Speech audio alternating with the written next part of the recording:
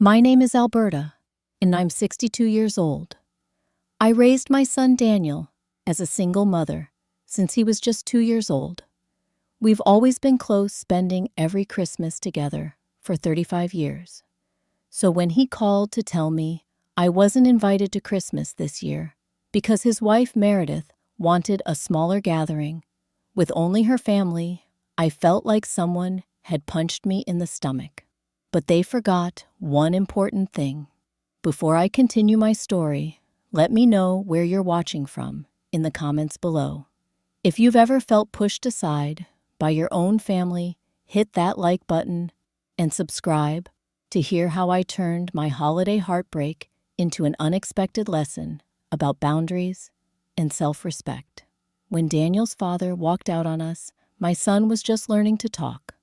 Mark decided parenthood wasn't for him and disappeared without so much as a backward glance, leaving no child support and no forwarding address. Just a note saying he needed to find himself and couldn't handle the responsibility of a family. I was 27 years old, working as a bank teller, with barely enough income to cover our small apartment rent. Those first few years were the hardest. I would work my regular shift at the bank, then head straight to a waitressing job at a local diner 3 nights a week and weekends. My neighbor, Mrs. Caldwell, an elderly widow, would watch Daniel when I worked my second job. She charged very little, saying she enjoyed the company, and I would bring her home-cooked meals whenever I could manage to prepare extra food. "You're doing a remarkable job with that boy," Mrs. Caldwell would tell me. Not many young women would sacrifice so much. But to me, it wasn't sacrifice. It was simply what needed to be done. Daniel was my world, my responsibility, and my greatest joy. His first steps, first words, first day of school, all of these moments were precious to me, even as exhausted as I often was. I remember one night when Daniel was about 4, he found me crying at the kitchen table after a particularly grueling day. I had been passed over for a promotion at the bank that would have meant better hours and more pay. The manager had told me frankly that as a single mother, I wasn't reliable enough for the position. "Why are you sad, Mommy?" Daniel asked, his little face concerned as he climbed into my lap. "Just a hard day, sweetie," I told him quickly, wiping away my tears. "I'll make it better," he declared, wrapping his small arms around my neck. "When I grow up, I'm going to buy you a big house, and you won't have to work anymore." That memory still brings tears to my eyes. Even as a child, Daniel seemed to understand our struggle and wanted to make things better. Education was always a priority in our home. I had started college myself, but dropped out when I got pregnant with Daniel. I was determined that my son would have the opportunities I missed. We would sit together at our small kitchen table, working on his homework. When he struggled with math, I bought secondhand textbooks and taught myself so I could help him. "You're smarter than my teacher, Mom," Daniel would say. And though I knew it wasn't true, his belief in me gave me strength on the hardest days. By the time Daniel was in middle school, I had worked my way up to a better position at the bank. We were able to move to a slightly larger apartment in a neighborhood with a better school. It was still a stretch financially, but Daniel was thriving academically, and that made every extra shift worth it. There were sacrifices beyond the financial ones.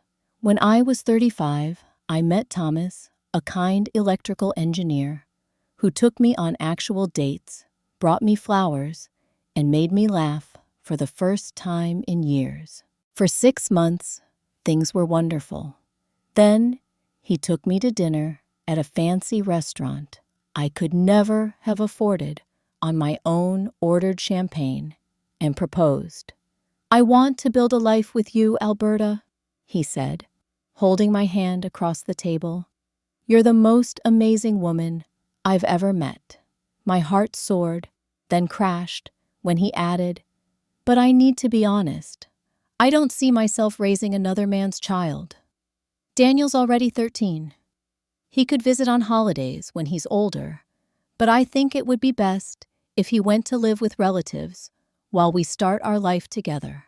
I didn't even consider it. I thanked Thomas for his honesty, handed back the ring, and called a cab to take me home. When Daniel asked why Thomas didn't come around anymore, I simply said we wanted different things from life. The truth was, no relationship was worth sacrificing my relationship with my son. I had made that choice the day Mark walked out, and I never regretted it, not even on the loneliest nights. Daniel excelled in high school, joining the football team and making honor roll consistently. I never missed a game, cheering from the stands, in my worn coat, sometimes coming straight from work, still in my bank uniform. Some of the other parents, with their matching team jackets and professional cameras to document every play, would look at me curiously. But Daniel would always find me in the stands after the game, regardless of whether they won or lost, giving me a sweaty hug and introducing me proudly to his teammates. "This is my mom," he would say. "She works harder than anyone I know." By his senior year, Daniel was being recruited by several colleges with partial athletic scholarships. But even with scholarships, college was expensive. I had been saving since he was born, putting aside whatever I could manage, sometimes just $5 or $10 from a paycheck. It wasn't enough. I took on a third job, doing bookkeeping for a local business on weekends. I refinanced our car, extending the loan terms to lower the monthly payment. I cut every corner possible shopping at thrift stores and clipping coupons religiously. Sometimes I would skip meals myself, claiming I had eaten earlier when Daniel questioned why I wasn't joining him for dinner.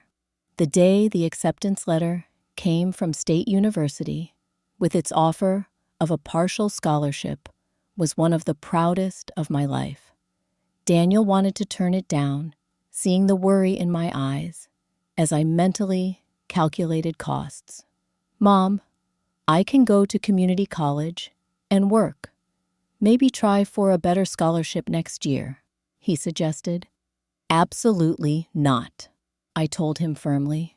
"You've earned this opportunity. We'll make it work." And we did make it work, though it meant I took out a small loan against my modest retirement savings. Daniel worked part-time while maintaining his grades and playing football. I worked my multiple jobs, visited when I could afford the gas for the 3-hour drive, and sent care packages with homemade cookies and necessities, like socks and toiletries, when I couldn't. Those 4 years flew by, and before I knew it, I was watching my son walk across the stage to receive his business degree, the first college graduate in our family. I wept openly, not caring who saw. All the long hours, the sacrifices, the nights I fell into bed, too exhausted to even remove my shoes, all of it was worth this moment. After graduation, Daniel was recruited by a tech company in the city, starting with an entry-level position, but quickly moving up. His salary soon surpassed mine, and he would occasionally send me money, though I often sent it back, telling him to save for his future. When Daniel turned 30, he called me with excitement in his voice. "Mom, I found a house. It's perfect, just outside the city, with a yard and everything. But what?" I asked, hearing the hesitation in his voice. "The down payment. Even with my savings, I'm about $30,000 short of what I need. The housing market here is insane." I didn't hesitate. "I have some savings. Not quite that much, but close. Would $80,000 help? You could pay me back over time whenever you can." There was silence on the line. "Mom, that's your retirement money." It's just sitting in the bank, I said lightly, though we both knew it was nearly everything I had. Better to invest it in something solid, like real estate. We'll draw up an agreement. You can pay me back with a little interest, less than the bank would charge. And so we did. I withdrew nearly all of my retirement savings, keeping just enough for emergencies. We signed a simple agreement stating that Daniel would repay the loan over 10 years with minimal interest. For the first few years, the payments came regularly, always on time, always with a note or call thanking me. "I couldn't have done this without you, Mom," Daniel would say. "You've always been there for me." Watching my son become a homeowner, seeing him build a life better than what I had been able to provide during his childhood, filled me with a sense of accomplishment that's hard to describe. This was what all those years of sacrifice had been for, to see Daniel thrive. I never imagined that the home I helped him buy would someday become a place where I wasn't welcome. But life has a way of taking unexpected turns, and in our case, that turn had a name: Meredith. Daniel met Meredith at a company event 3 years ago. He called me the very next day, his voice animated in a way I hadn't heard in years. "Mom, I met someone," he said.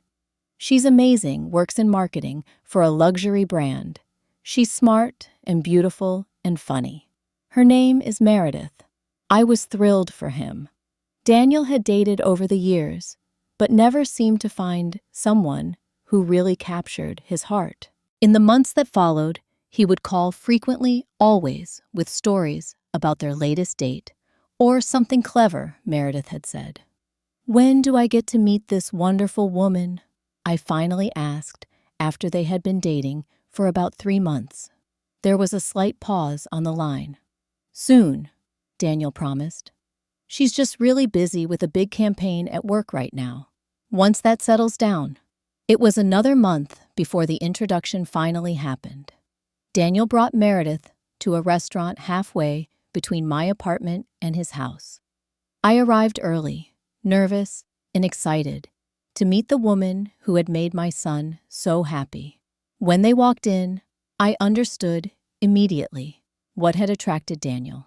Meredith was stunning with perfectly styled blonde hair, designer clothes that even I could recognize as expensive, and the kind of confidence that comes from never having to worry about whether you can pay your bills. She was tall and slim, making me suddenly conscious of the extra pounds I carried, and my department store outfit that had seemed nice when I left home, but now felt dowdy by comparison.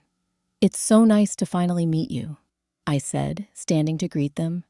"Daniel has told me so much about you." Meredith offered a polite smile that didn't quite reach her eyes. "Likewise, Daniel speaks very highly of you." Throughout dinner, Meredith was unfailingly polite but distant.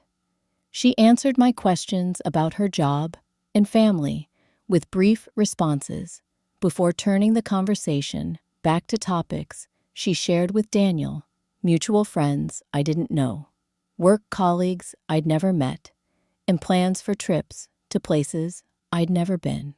Several times during the meal, she checked her phone, texting rapidly with manicured nails. "Sorry," she said, not looking up from one such exchange. "Work never stops in my industry." When the check came, I reached for it, but Daniel was faster. "I've got this, Mom," he said, pulling out a credit card I didn't recognize.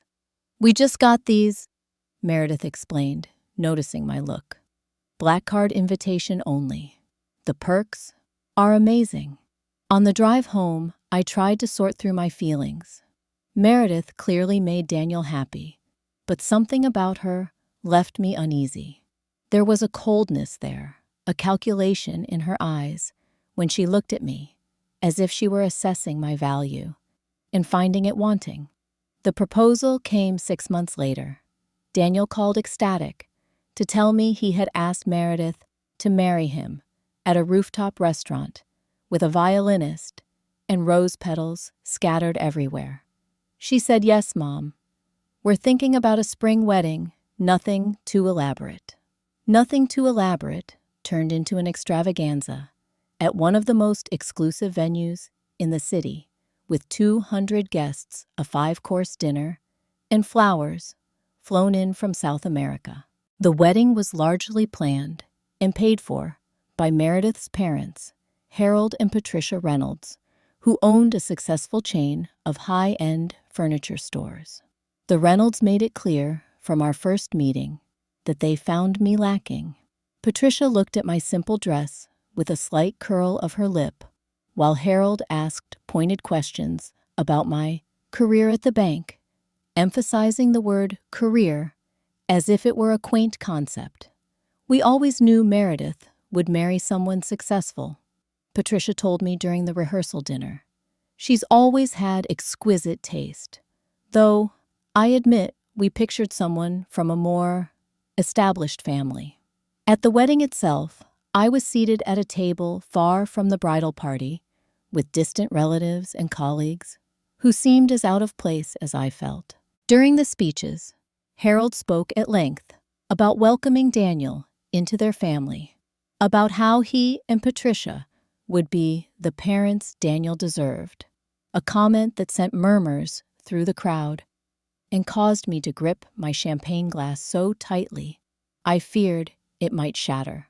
Daniel, caught up in the excitement of the day and clearly eager to please his new in-laws, barely seemed to notice.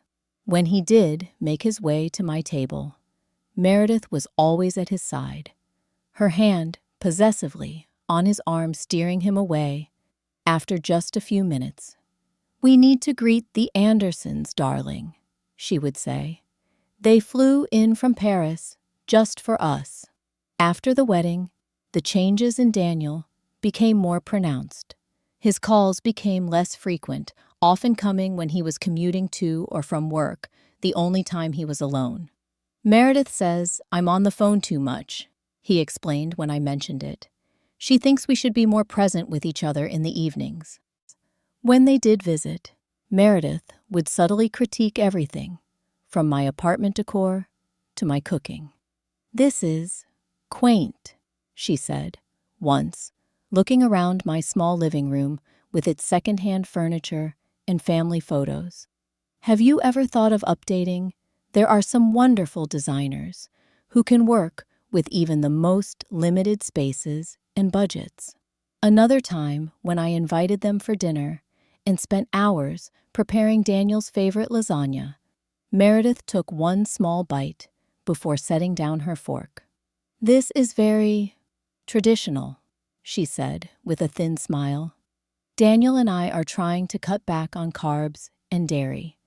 There's this wonderful meal delivery service. We use all organic and locally sourced. Perhaps we could have them send you some meals to try. My treat, of course." Daniel, who had always cleaned his plate twice when I made lasagna, pushed his food around and took only a few bites. "It's still good, Mom," he said, not meeting my eyes. "Just different from what we usually eat now." I watched as Meredith gradually reshaped my son. His casual clothes were replaced by designer labels. His relaxed demeanor became more controlled, his language more formal. Even his laugh changed, becoming more restrained, as if spontaneous joy was somehow uncouth. "Daniel has real potential," I overheard Meredith telling a friend on the phone once, when she stepped outside during a visit. "He just needed some polishing. You should have seen how he dressed before we met." Each time they visited, which became increasingly rare, Daniel seemed more like a stranger. He would check with Meredith before answering even simple questions, his eyes darting to her for approval before expressing an opinion. "We love that restaurant," he would say, then quickly glance at Meredith, who might give a slight nod or a barely perceptible frown, prompting him to add, "Though the service was a bit slow last time," or, "But we found an even better place since then."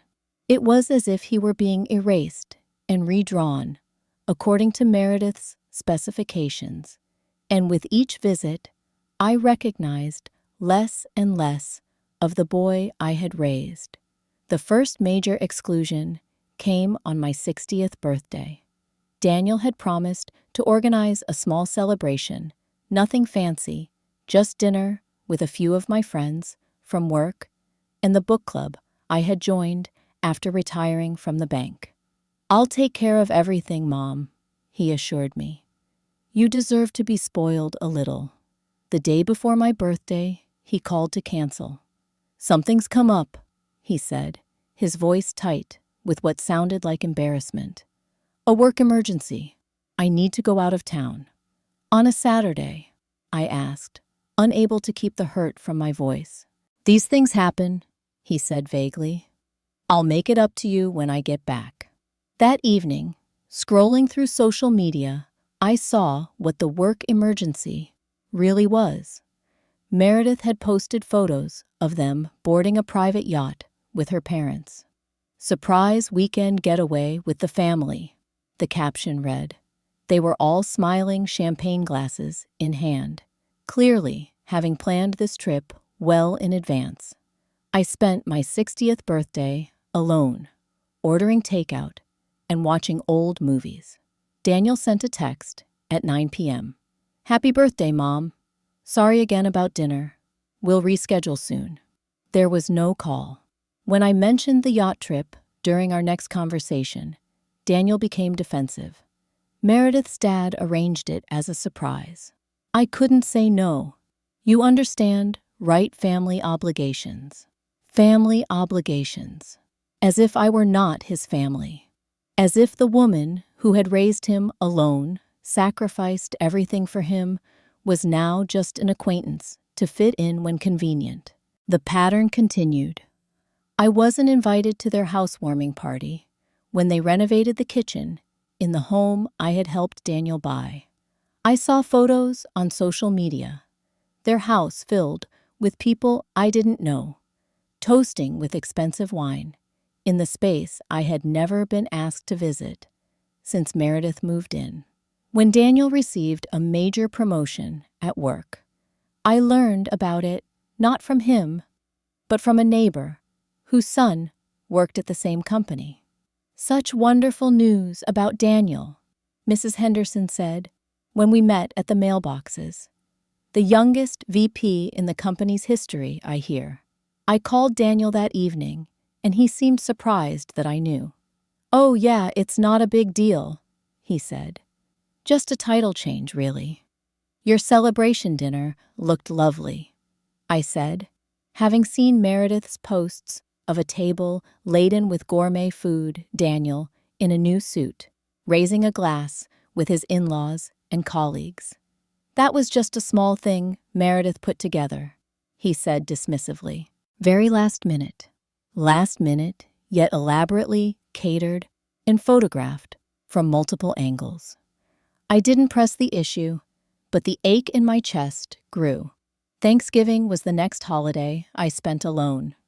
"We're doing Thanksgiving with Meredith's family this year," Daniel informed me. "Her parents rented a place in Aspen. Skiing, you know." "Perhaps I could join you," I suggested tentatively. "I've never been to Aspen." There was an awkward pause. "It's really just immediate family," Daniel said finally. "Meredith's parents are very particular about keeping traditions small and intimate." "I see," I said, trying to keep my voice steady. "And I'm not immediate family." "Mom, don't be like that," Daniel sighed. "You know what I mean. It's just complicated with the Reynolds. They have certain expectations that didn't include a retired bank employee who shopped at department stores and had never been skiing." I understood perfectly. Around this time, Daniel also began to miss his loan payments. The first time, I didn't mention it. Everyone forgets things occasionally, and the agreement had been casual, between mother and son, rather than strictly business. When it happened a second time, I sent a gentle text. "Just checking if everything's okay with finances. Notice the payment didn't come through last month. Sorry, Daniel replied immediately. Things are a bit tight right now. We're trying to save for some big plans. I'll catch up soon, promise. Yet, on social media, Meredith continued to post photos of weekend trips to wine country, new designer handbags, and renovations to their home. One post showed a gleaming new sports car in their driveway, with Meredith leaning against it. Early anniversary present from the best husband ever, the caption read. By the third missed payment, I decided to be more direct. I called Daniel when I knew he would be driving home from work, the time he was most likely to be alone. Daniel, I need to talk to you about the loan payments. I said once we'd exchanged pleasantries. That's 3 months now. I know, Mom, I'm sorry, he said, sounding genuinely contrite. It's just that we've had some unexpected expenses. Meredith's car needed repairs, and then we had to replace the living room furniture after a water leak. I understand unexpected expenses, I said carefully, but I saw the new car on Meredith's Instagram and the trip to wine country. That's different, Daniel said quickly. The car was a special deal through one of Meredith's clients, and the wine country trip was a work thing, all expenses paid. I didn't believe him, but I also didn't want to call my son a liar. Daniel, I don't want to pressure you, but that money is a significant part of my retirement. I'm not asking for it all at once, just the regular payments we agreed on. I'll figure it out, Mom, he promised. Things will ease up soon. Meredith and I are just trying to establish ourselves. Create the life we want. The life they wanted, apparently, included luxury cars and designer clothes, but not repaying the loan that had made their home possible. But again, I let it go, not wanting to create tension.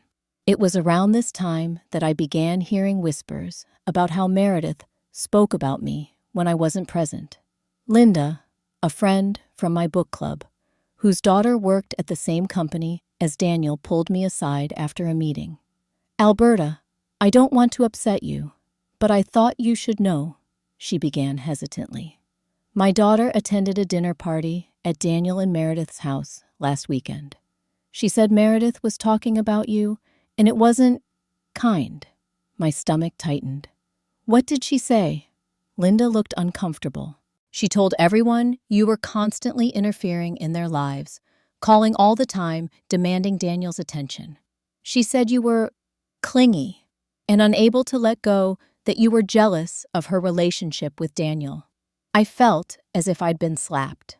I, who had deliberately held back, who had watched my calls, who had tried so hard not to be a burden.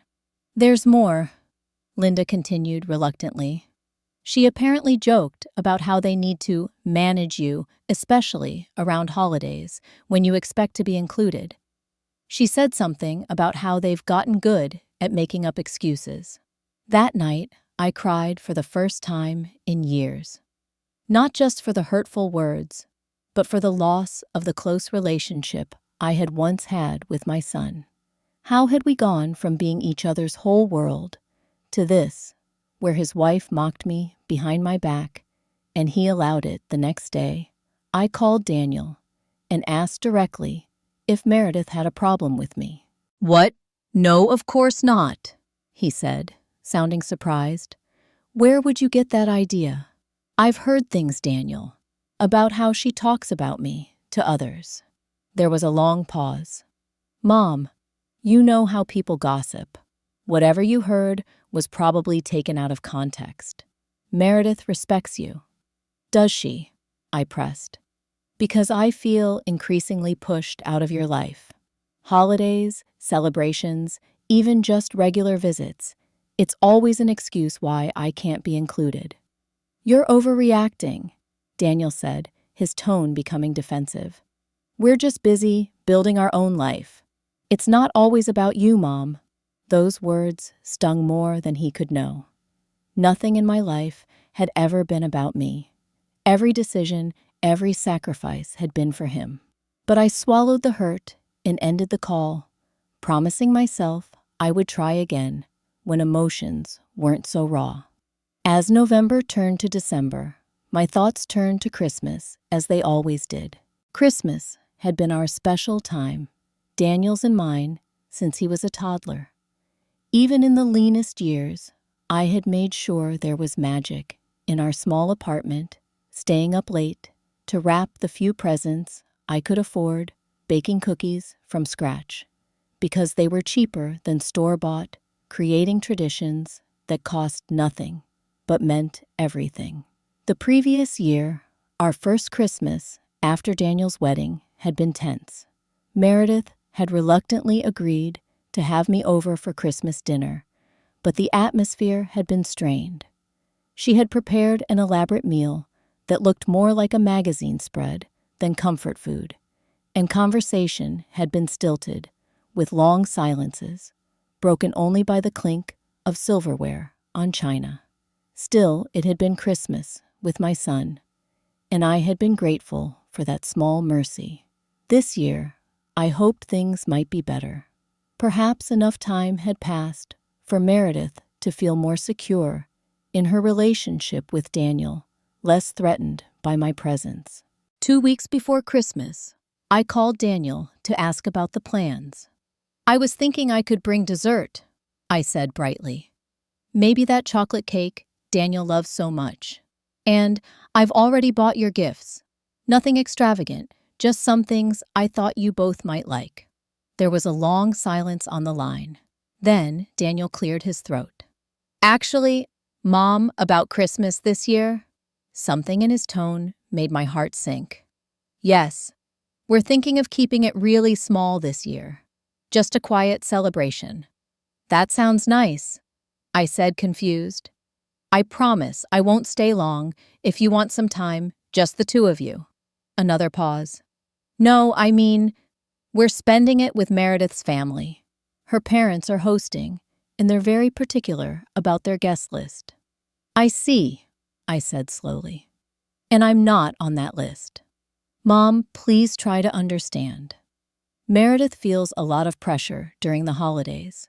She wants everything to be perfect, and having too many people makes her anxious. It's nothing personal." "Nothing personal," I repeated, my voice barely above a whisper. "Daniel, it's Christmas.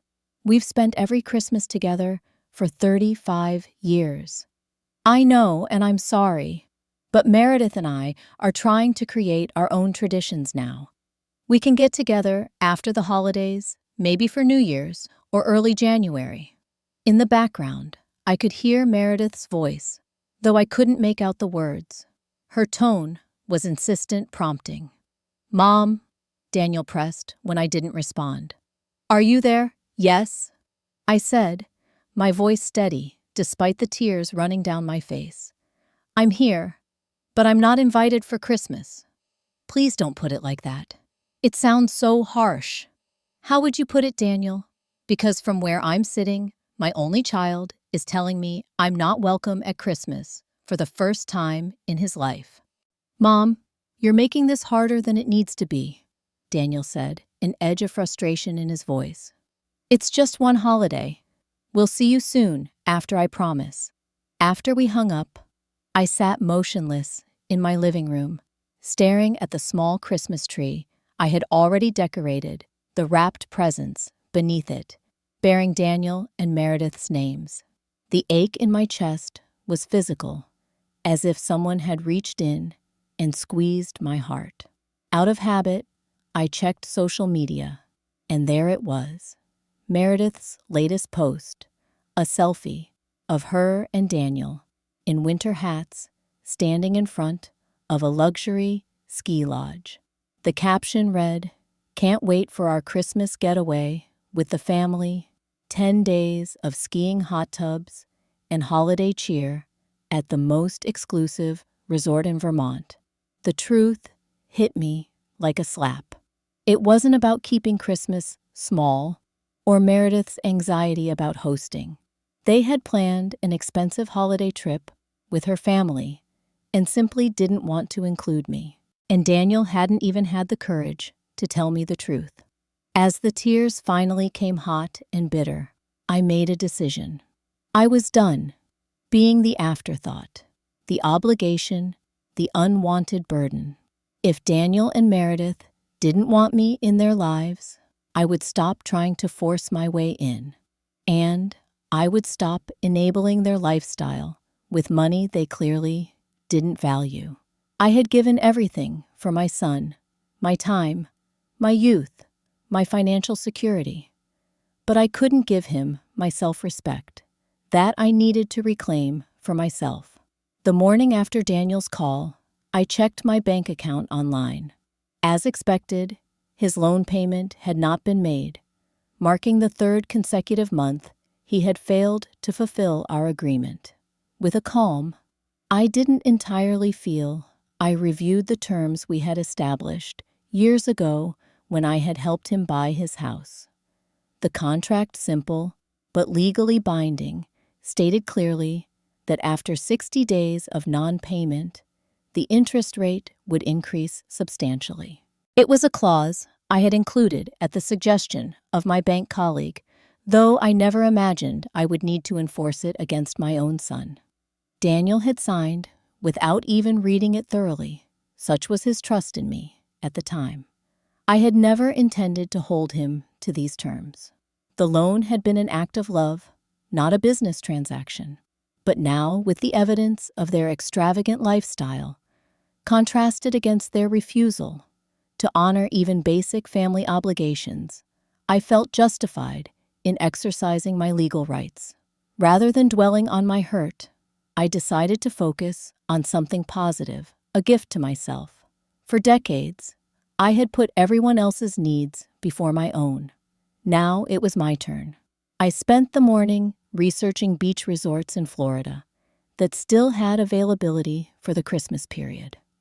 Most were booked solid, but I found a small, charming hotel right on the Gulf Coast with a room overlooking the water. It was more expensive than I would usually consider, but I had some savings, and more importantly, I had value as a person deserving of joy and comfort. I made the reservation, confirming a stay from December 23rd through the 20th. 4 days of sunshine, ocean views, and peace away from the cold and the painful reminders of family rejection. The booking agent mentioned they had a special Christmas dinner for guests spending the holiday alone, a thought that would have depressed me in the past, but now felt like a new adventure. Next, I went to my closet and began packing. I selected comfortable clothes, a swimsuit I hadn't worn in years, and the novel I had been meaning to read for months, but never found the time for. As I folded each item into my suitcase, I felt a weight lifting from my shoulders, a sense of possibility replacing the ache of rejection. Before finalizing my plans, I sat down at my small desk and wrote a brief note to Daniel. Not accusatory or emotional, just factual. Daniel, I've decided to take a small vacation over Christmas. I'll be away from the 23rd through the 27th and unreachable during that time. I hope you and Meredith enjoy your holidays with her family. I've reviewed our loan agreement and noticed you've missed 3 payments. Per the terms we both agreed to, the interest rate will adjust accordingly, starting January 1st. You'll receive a formal notice from the bank handling the paperwork. Love, Mom. I placed the note on my coffee table, visible to anyone who might come looking for me, though I doubted Daniel would. He had made it clear where his priorities lay. On the morning of December 23rd, I locked my apartment, turned off my phone, and loaded my suitcase into my car. The day was cold and gray, with the threat of snow in the air, making the promise of Florida sunshine even more appealing. As I drove away from the life I had built around my son's needs and wants, I felt a strange mixture of sadness and liberation. For the first time in decades, I was putting myself first, making decisions based solely on what I wanted and needed. It was terrifying and exhilarating all at once. The drive south took me through changing landscapes, from the bare trees and occasional snowflakes of my home state to the gradually warming climate of the southern states. I stopped only for gas and quick meals, determined to reach my destination by nightfall. As the miles passed beneath my wheels, I found myself reflecting on the journey that had brought me here. Not just the physical journey from north to south, but the emotional one from young single mother to discarded parent. I had given everything I had to raise a kind, responsible son, and somewhere along the way, he had become someone who could exclude me from Christmas without a second thought. The pain was still there, a dull ache beneath my breastbone, but with each mile, it seemed to recede slightly, replaced by a growing sense of self-determination. I was not just Daniel's mother. I was Alberta, a woman with her own desires, interests, and worth. By late afternoon, I crossed into Florida, the air noticeably warmer even through the car windows. By early evening, I was checking into my beachfront hotel, a modest but clean establishment, with friendly staff and the sound of waves audible from the lobby. "You're just in time for our welcome reception," the young woman at the front desk informed me. "Complimentary drinks and hors d'oeuvres in the garden from 6 to 8. My room was simple but lovely, with a balcony overlooking the Gulf of Mexico. I stepped outside and breathed in the salt air, watching the sunset paint the water in shades of gold and pink. For the first time in weeks, I felt myself smile genuinely. After freshening up, I made my way to the garden reception, where a small group of guests were mingling. Many were couples or families, but there were a few solo travelers like myself. I accepted a glass of wine from a waiter and found a quiet corner to observe. "First time in Florida for the holidays?" a voice beside me asked. I turned to see an older gentleman with kind eyes and a gentle smile. He introduced himself as Robert, a retired history professor who came to this hotel every year since losing his wife. "The first Christmas alone is the hardest," he told me. "After that, you learn to create new traditions." "I'm not alone," I found myself explaining. "I have a son, but he's busy this year." Robert nodded understanding in his eyes. "My daughter lives in Seattle. She invited me, but at my age, cross-country travel at Christmas is too much. So we video chat on Christmas morning. It's not the same, but it's something." That evening, I had dinner with Robert and two other solo guests, a divorced woman in her 50s and a young writer working on a novel. The conversation flowed easily, touching on books, travel, and life experiences, but carefully avoiding the potentially painful topic of family holiday traditions. Back in my room, I stepped onto the balcony again, listening to the rhythmic sound of waves against the shore. The moon cast a silver path across the water, and stars dotted the clear sky. In this moment, miles from the rejection and hurt, I felt a peace I hadn't expected to find. I had always defined myself through my relationship to Daniel, as if mother was the only identity that mattered. Now, forced by circumstances to step outside that role, I was discovering there was more to me than I had allowed myself to recognize. As I prepared for bed, I left my phone turned off in my suitcase. Whatever messages or calls might be waiting could remain unanswered for now. This time was for me and me alone.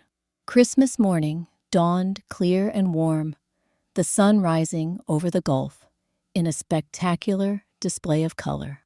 I woke early, drawn to the balcony by the sound of seagulls and the gentle lapping of waves against the shore. For a moment, nostalgia threatened to overwhelm me as I thought of all the Christmas mornings spent with Daniel, watching his excitement as he opened presents, sharing breakfast, and traditions that had been just ours. But I pushed those thoughts aside, focusing instead on the beauty of the day before me. After a leisurely breakfast in the hotel dining room, decorated festively for the holiday, I decided to check my phone for the first time since leaving home. Powering it on, I was met with a flood of notifications.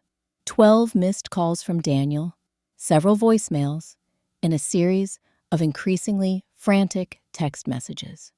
"Mom, where are you? Please call me when you get this. Are you okay? I stopped by your apartment and you're not there. Mom, I'm worried. Please call me." The last message had come just an hour earlier. Clearly, Daniel had been trying to reach me since yesterday. With mixed emotions, I dialed his number. He answered on the first ring. "Mom, where are you? I've been calling everywhere. I'm on vacation," I replied calmly. I left a note on my coffee table explaining that. "Vacation? You never take vacations," Daniel said, sounding confused. And I didn't see any note. "Are you okay?" "I'm fine, Daniel.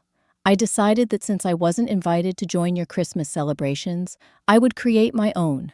I'm at a lovely hotel in Florida." There was a long pause. "You're in Florida, alone, on Christmas?" "Yes, to all 3 questions," I confirmed. "The weather is beautiful, and the hotel is serving a special Christmas dinner for guests this evening. It's quite nice, actually." "But," Daniel seemed at a loss for words, "why didn't you tell me you were leaving?" "I did, in the note, which apparently you didn't find, though it was in plain sight." I kept my tone, even determined not to let emotion color this conversation. "May I ask why you were looking for me?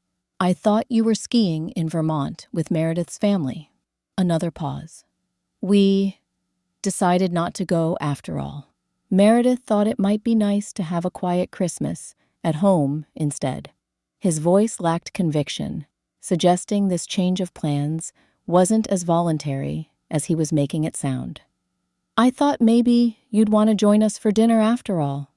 "That's a kind offer, but as I said, I'm in Florida. Quite a long drive for dinner." Before Daniel could respond, I heard a commotion in the background, and then another call beeped through on my line from a number I didn't recognize. "Daniel, I have another call coming in. I should take it. Merry Christmas to you and Meredith." I switched to the unknown caller, expecting perhaps a holiday greeting from a friend. "Is this Alberta Collins?" a professional male voice inquired. "Yes, it is." "Ms. Collins, this is Thomas Blackwell from First National Bank. I'm calling regarding the private loan agreement between you and Daniel Collins. Mr. Collins has contacted us with some concerns about a change in terms." I sat up straighter. "Yes, Mr. Blackwell. As the lender, I exercised my right to adjust the interest rate after 3 consecutive missed payments, as outlined in our agreement." "That's correct," Mr. Blackwell confirmed. "I've reviewed the paperwork, and you are well within your rights to make this adjustment." Mr. Collins seemed quite upset about the timing, however, and asked that I verify the terms directly with you. "The timing was determined by Mr. Collins' payment schedule, not by me," I replied. "The agreement clearly states that after 60 days of non-payment, the interest rate increases by 3 percentage points. Mr. Collins has not made a payment in over 90 days. "I understand," the banker said. "I've explained this to Mr. Collins as well. He mentioned something about holiday expenses and a misunderstanding." "There's no misunderstanding, Mr. Blackwell. The terms are very clear, and Mr. Collins signed the agreement willingly. If he has financial concerns, perhaps he should reconsider his spending priorities.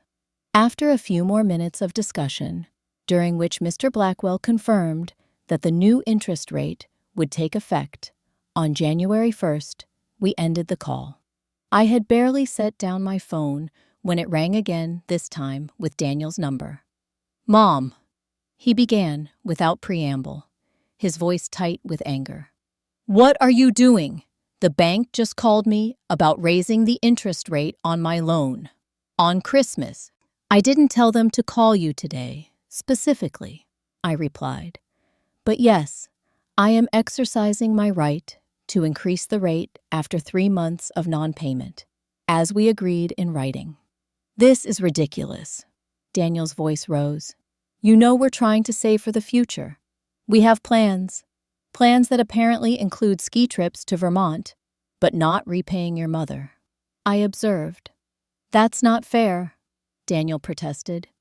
"The trip was a gift from Meredith's parents." "And what about the new sports car, the designer handbags, the home renovations? Were those all gifts too?" Daniel fell silent for a moment. "You've been stalking our social media. I've been observing how my son spends his money while failing to honor his commitments to me," I corrected him. "The same son who decided I wasn't important enough to include in his Christmas plans." "Is that what this is about?" Daniel asked incredulously. "You're punishing me financially because you're mad about Christmas." Before I could respond, I heard Meredith's voice in the background, demanding to know what was happening. Then the sound of the phone being taken from Daniel. "Alberta," Meredith's voice was cold and controlled.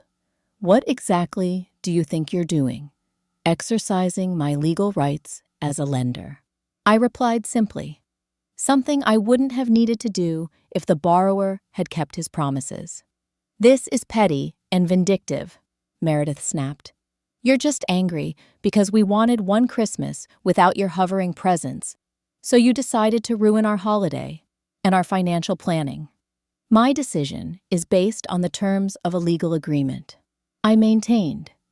"If those terms are inconvenient for you, perhaps you should have considered that before missing payments to fund your lifestyle. Our lifestyle is none of your business. Neither was your Christmas planning, apparently, yet here we are." I heard Meredith inhale sharply. "You know what, Alberta? This is exactly why we didn't want you at Christmas. You're manipulative and controlling. You can't stand that Daniel has a life that doesn't revolve around you anymore."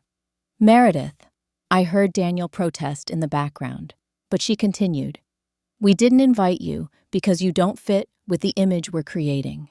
Do you have any idea how it looks when we post our holiday photos with Daniel's dowdy, clingy mother in the background? My followers expect a certain aesthetic, and frankly, you don't meet it." There it was, the unvarnished truth. I wasn't excluded because of intimate family traditions or Meredith's holiday anxiety. I was excluded because I didn't fit the carefully curated image Meredith wanted to project to her social media followers. "I see," I said, my voice steady despite the hurt. "Well, thank you for your honesty, Meredith. It's good to finally know where I stand." "Mom," Daniel was back on the phone, sounding mortified. "Mom, Meredith didn't mean that the way it sounded." "I think she meant exactly what she said, Daniel. And it's all right. At least now everything is out in the open." "Please, Mom," his voice became pleading. "This interest rate increase is going to cause us real problems. We've already put deposits down on the ski trip, and there are other expenses we've committed to." "Like what?" I asked. "Well, Meredith's parents are expecting us to join them in the Bahamas in February, and we've already paid for the airfare. And there's the new dining room set Meredith ordered." I listened as my son listed luxury after luxury, none of which were necessities, all of which took priority over repaying the loan that had made his home ownership possible. The loan from his mother, who had sacrificed her own financial security to help him. Daniel, I interrupted finally, I understand you have commitments. So do I, including planning for my retirement with the money you promised to repay. I'm not canceling the loan or demanding immediate full payment. I'm simply adjusting the terms, as we agreed would happen in case of default. But the timing, Daniel protested, right at Christmas, when you know we have expenses. The timing was your choice, not mine, I pointed out. You chose to miss payments for 3 months. You chose to prioritize trips and furniture over your obligation to me. And yes, you chose to exclude me from Christmas while spending lavishly on other things. What do you want, Mom? Daniel asked, sounding defeated. Do you want me to beg, to apologize for trying to have my own life with my wife? No, Daniel. I want you to honor your commitments and treat me with basic respect. If those things are too much to ask, then perhaps we should reconsider more than just the interest rate on your loan. What does that mean? Alarm crept into his voice. It means I'm tired of being the only one making sacrifices in this relationship.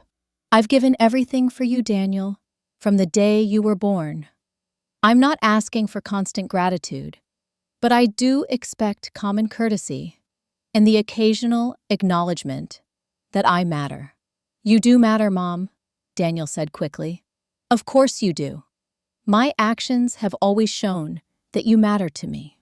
I need your actions to show that I matter to you. I took a deep breath. So here's what I propose.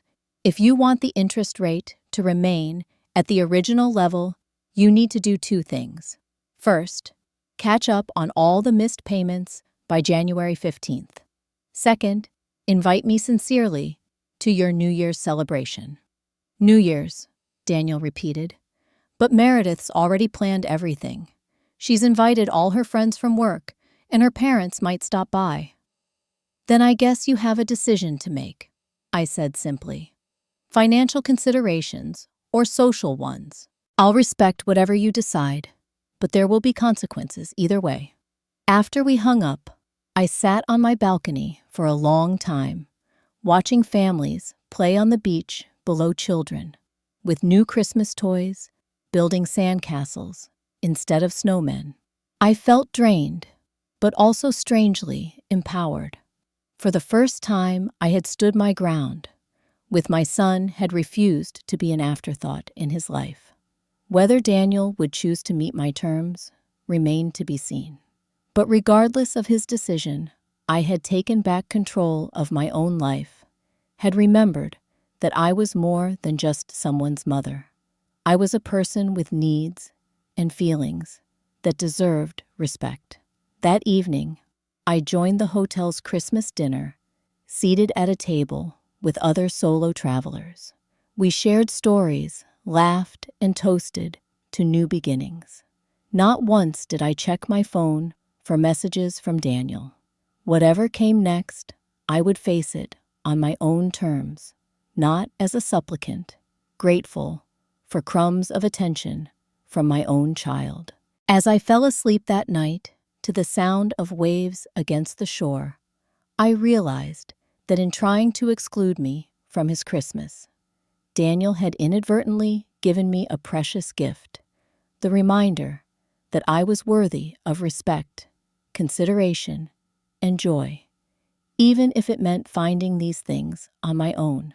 I returned home on December 27th, my skin slightly tanned from beach walks, and my mind clearer than it had been in months. The drive back gave me time to reflect on the conversations with Daniel and Meredith, to process my feelings, and prepare for whatever might come next. My apartment felt different somehow when I unlocked the door, as if my brief absence had changed the space itself. Perhaps it was simply that I was seeing it through new eyes, no longer just as a place where I waited for rare visits or phone calls from my son, but as my home, a place that was mine alone. I unpacked leisurely, putting away the beach clothes, and arranging the small souvenirs I had purchased. A delicate shell to display on my bookshelf, a watercolor painting by a local artist of the sunset over the Gulf, a hand-crafted mug from a pottery shop near the hotel. Small tokens of independence, reminders that life existed beyond the narrow confines of maternal obligation. There were several voicemails waiting on my landline, most from Daniel, varying in tone, from angry to conciliatory, but none that suggested he truly understood what had happened between us. I listened to each one, noting how his focus remained on the financial aspects of our dispute, rather than the deeper emotional breach. The afternoon of December 30th, as I was settling in with a book from the local library, my doorbell rang. Through the peephole, I saw Daniel standing alone on my doorstep, shifting uncomfortably from foot to foot, like he used to do as a child when he knew he was in trouble. I opened the door, but didn't immediately invite him in. "Hello, Daniel. This is a surprise." "Hi, Mom," he said, eyes downcast. "Can we talk?" I stepped aside to let him enter, gesturing toward the living room. We sat in awkward silence for a moment, the weight of our recent conversations hanging between us. "Where's Meredith?" I asked finally. "At home," Daniel replied. "I wanted to talk to you alone, about everything." I nodded, but said nothing, waiting for him to continue. "I'm sorry," he began, the words coming out in a rush, "for missing the loan payments, for not inviting you to Christmas, for letting Meredith say those things to you. All of it. Thank you for the apology," I said, keeping my tone neutral.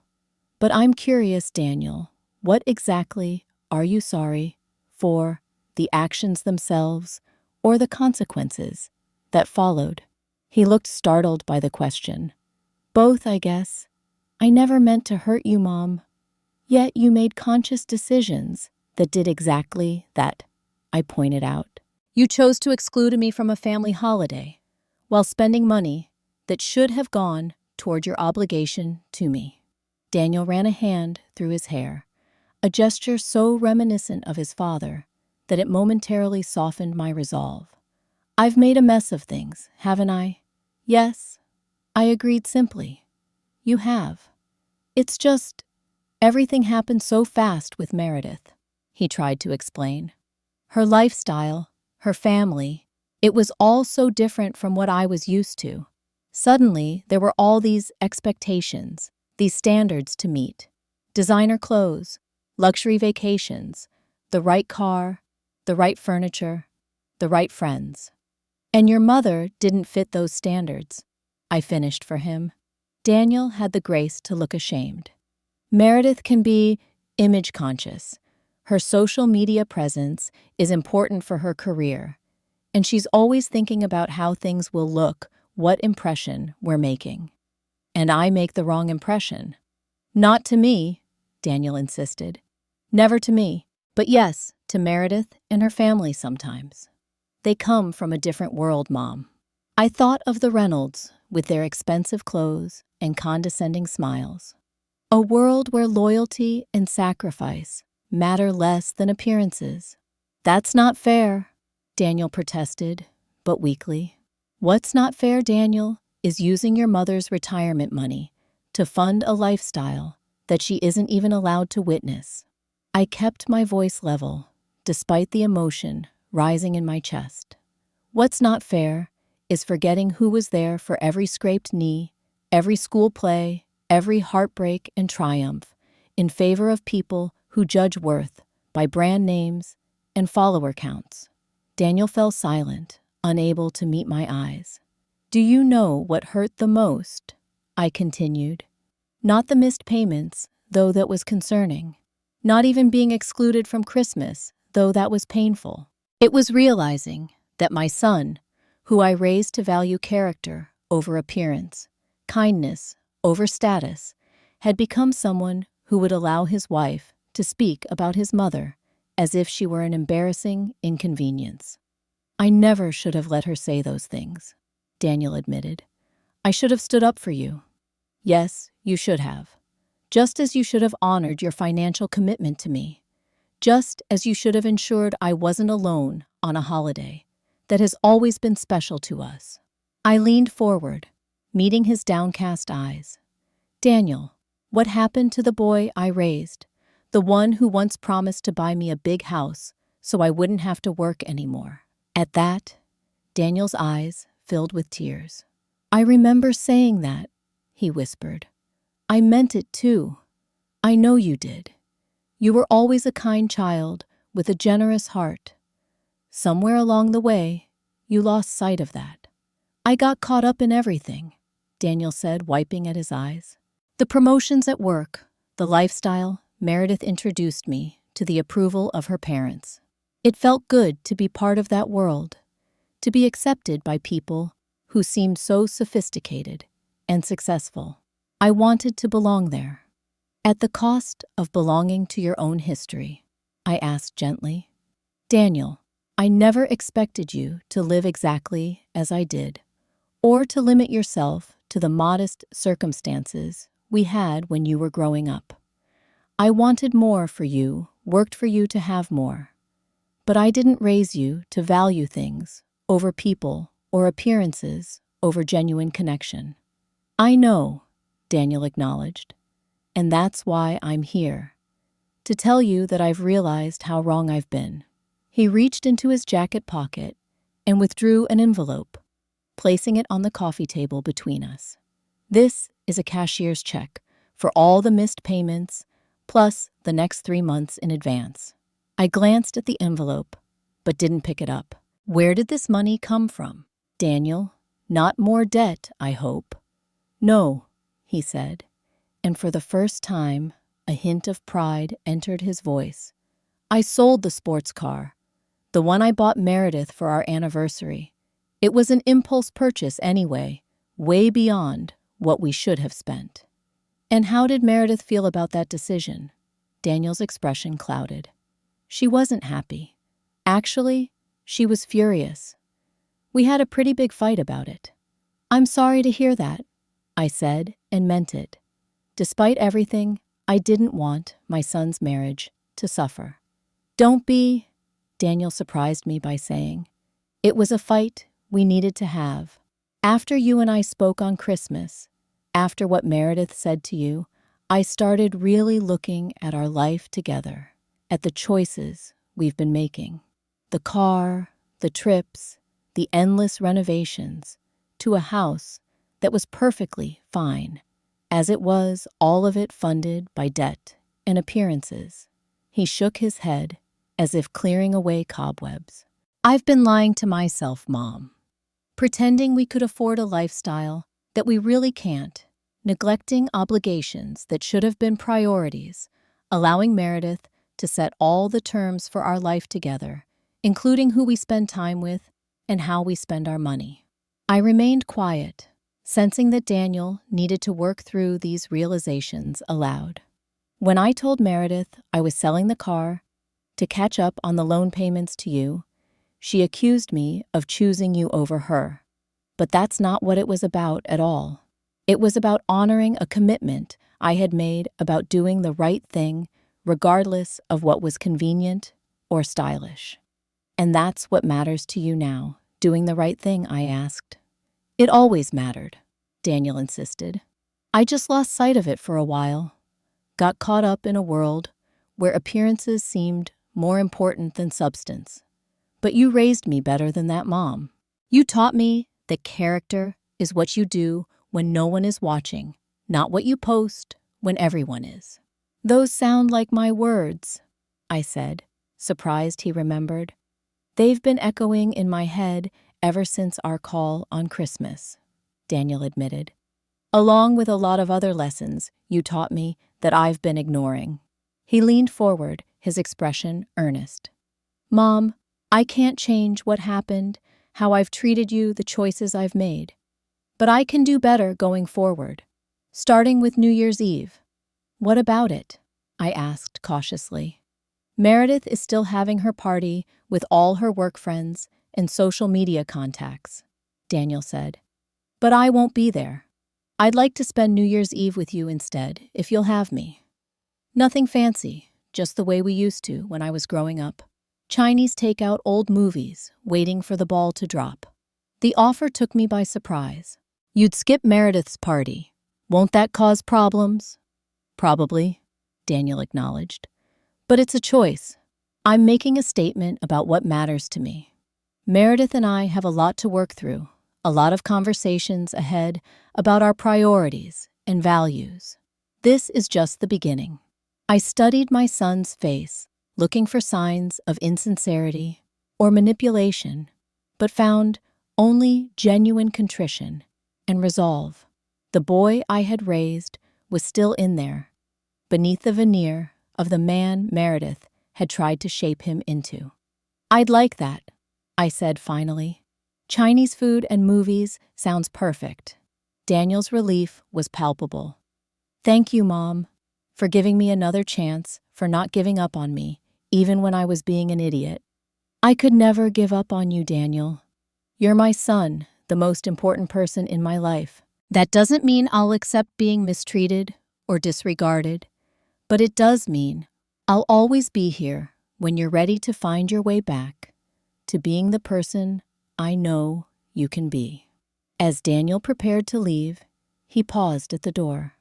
There's one more thing you should know, he said hesitantly.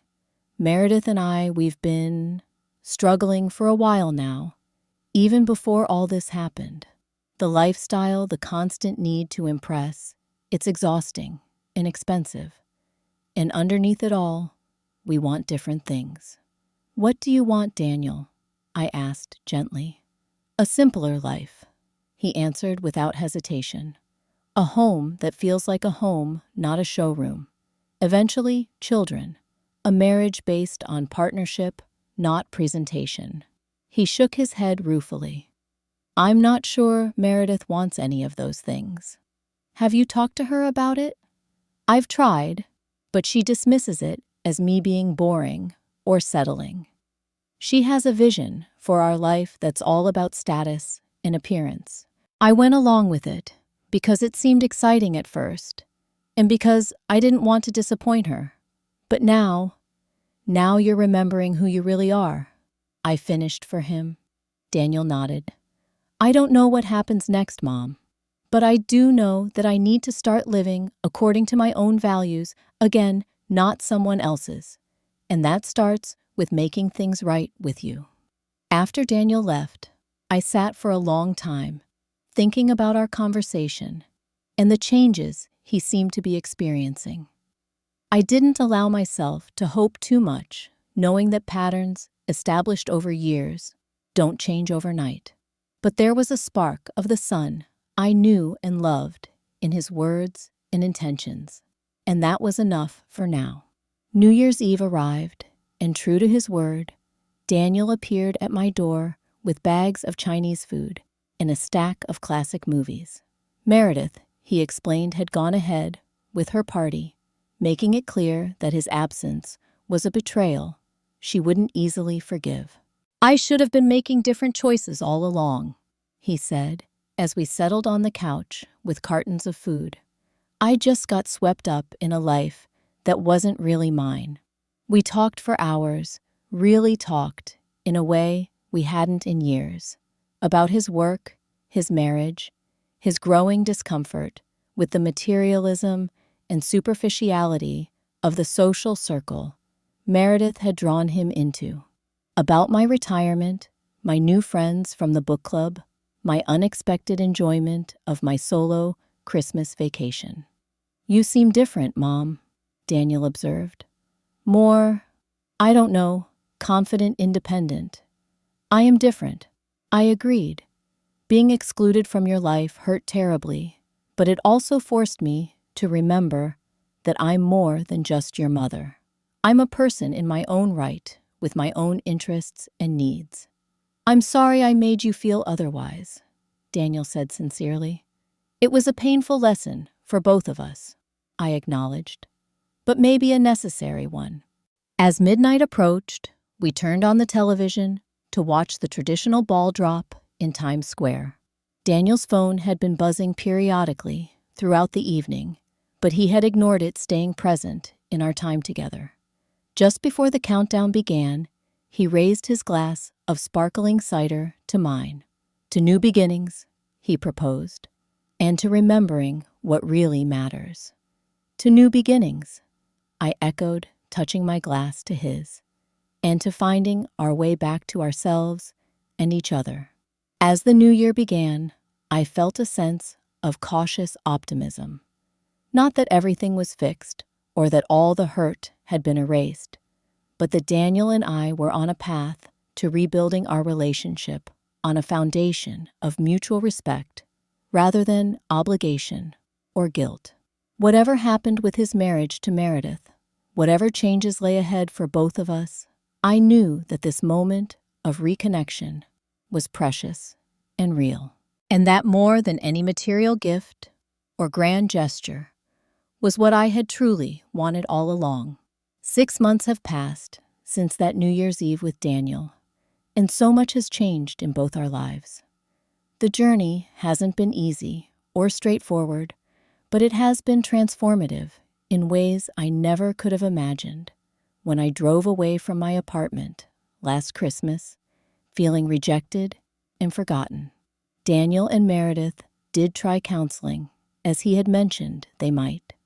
For several months, they worked with a therapist to address their differing values and priorities, the conflicts over finances and family relationships, the fundamental disconnect in their visions for the future.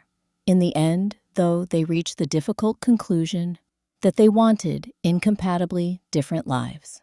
Their separation was announced in April, the divorce proceedings initiated shortly after. Meredith moved out of the house and into a luxury apartment downtown, closer to her work, in the social scene she valued. Her parting words to Daniel, which he shared with me during a particularly emotional dinner, revealed the unbridgeable gap between them. She said she married the man she thought I could become, not the man I actually am. Daniel told me his expression, a mixture of sadness and relief, and I realized I had been trying to become someone I never really wanted to be, for a woman who wouldn't love me as myself. The divorce has been financially challenging for Daniel. The house needed to be refinanced to remove Meredith's name, and there were joint debts to resolve. But through it all, he has maintained his commitment to repaying the loan to me, never missing a payment despite the strain on his budget. More importantly, he has maintained his commitment to rebuilding our relationship. We now have a standing dinner date every Sunday, alternating between his house and my apartment. Sometimes we cook together, recreating recipes from his childhood. Other times, we try new restaurants or order takeout. The substance matters less than the consistency, the reassurance that we are once again priorities in each other's lives. As for me, I've continued the journey of self-discovery that began with that solitary Christmas in Florida. The small taste of independence and adventure awakened something in me, a desire to experience more of the world and more of life while I still can. I joined a travel club for seniors, taking weekend trips to nearby states and one longer journey to the Grand Canyon, a place I had always dreamed of seeing. I enrolled in classes at the community college, finally pursuing the degree in literature I had abandoned when I became pregnant with Daniel. I volunteered at the local library, finding fulfillment in helping others discover the joy of reading. The loan payments from Daniel have now become a fund for these experiences rather than a necessity for my daily survival. Each quarter, I set aside a portion for a new adventure, a deliberate investment in my own joy and growth.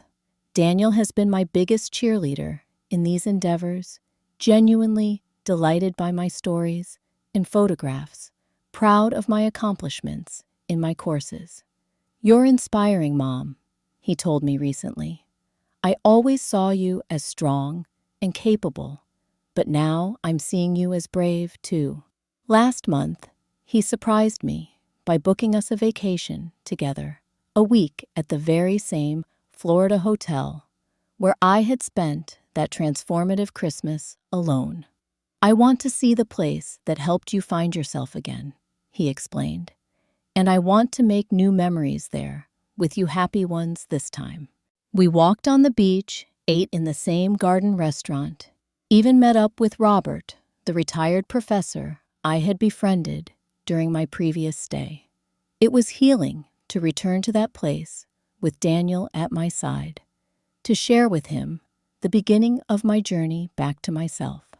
On our last evening, there sitting on the balcony, watching another spectacular Gulf sunset, Daniel turned to me with a serious expression.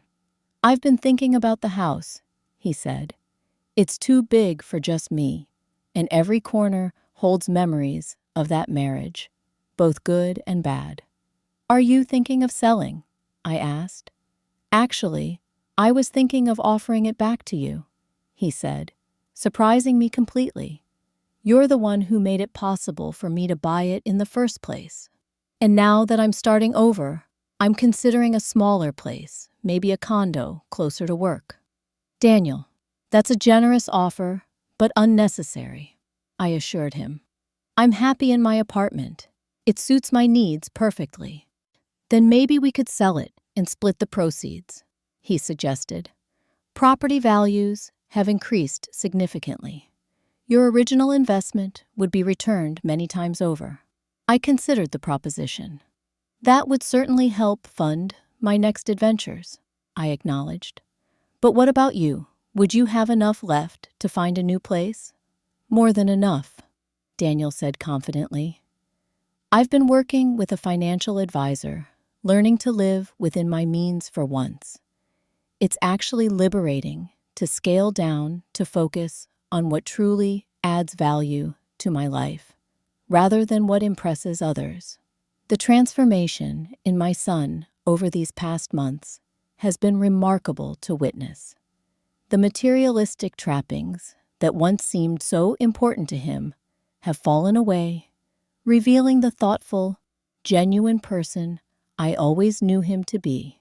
He dresses more simply now, drives a practical car rather than a status symbol, finds pleasure in experiences rather than possessions. Most significantly, he has reclaimed his authentic voice and values. The man who once checked with his wife before expressing an opinion now speaks with conviction about things that matter to him, whether popular or not. The son who once excluded his mother to please his in-laws now proudly introduces me to new friends and colleagues, valuing my presence in his life without apology or qualification. As we prepare to leave Florida tomorrow and return to our regular lives, I find myself reflecting on the unexpected gifts that came from that painful Christmas exclusion. Had Daniel invited me to join their holiday celebration as usual, we might have continued in our dysfunctional patterns indefinitely. My hurt at being excluded, my decision to enforce the loan terms, the confrontation that followed, all served as catalysts for necessary change. Sometimes, the most painful experiences lead to the most essential growth. In trying to create the perfect Christmas without me, Daniel inadvertently set in motion events that would ultimately lead him back to his authentic self and to a more honest, respectful relationship with me. And in skipping his mortgage payment, assuming I would continue to accept less than I deserved, he triggered my own journey toward self-respect and independence. The mother who once centered her entire existence around her son's needs and wants has become a woman with her own dreams and boundaries, capable of both giving and receiving love without sacrificing her dignity. As we watch the sun sink below the horizon, in a blaze of orange and pink, I turn to my son with gratitude in my heart. "Thank you, Daniel," I say simply. "For what?" he asks, puzzled. "For finding your way back, to yourself and to me." He takes my hand, his eyes reflecting the sunset glow. "Thank you for not giving up on me, even when I deserved it." "That's what love is," I tell him. Not blind acceptance of mistreatment, but patience while people find their way and joy when they finally do. Have you ever had to take a difficult stand with someone you love to establish boundaries that ultimately strengthened your relationship? Or perhaps you've been on the other side, needing a wake-up call to recognize how your actions were affecting someone important to you. I'd love to hear your stories in the comments below. If this story resonated with you, please hit that like button and subscribe to my channel for more real-life stories about family dynamics, personal growth, and the courage to choose self-respect, even when it's difficult. Share this video with someone who might need encouragement to establish healthy boundaries or to reconnect with estranged family in a more authentic way. Thank you for listening to my story, for allowing me to share this journey with you. Remember that it's never too late to reclaim your worth or rebuild what matters most. Sometimes the most meaningful gifts aren't the ones under the Christmas tree, but the ones we give ourselves when we finally say enough and choose a different path.